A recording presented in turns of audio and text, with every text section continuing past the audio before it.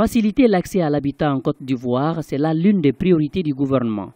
Ainsi, lors du Forum international du logement social, économique et standing tenu du 28 au 30 juin 2016, la question a été évoquée par les participants. Parmi les solutions proposées, le prélèvement de 5% d'impôts sur les salaires, aussi bien du public que du privé. Ainsi, le ministre de l'Habitat et du Logement social a tenu une rencontre avec le représentant des centrales syndicales des travailleurs. Objectif, mettre en place un système de financement de logement social en Côte d'Ivoire. Un bon logement, un logement décent. En Côte d'Ivoire, c'est environ 15 millions. Si chaque travailleur de Côte d'Ivoire pouvait mettre 5% de son salaire dans une caisse de solidarité pour financer le logement, on pourrait avoir par an environ 200 milliards. Mais c'est qu'un exemple. Nous avons besoin de l'accord, de l'adhésion des travailleurs eux-mêmes.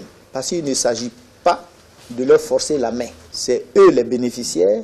C'est avec eux que nous voulons partager ces solutions. Selon les observateurs, le déficit en matière de logement social en Côte d'Ivoire est estimé à 5 000 par an.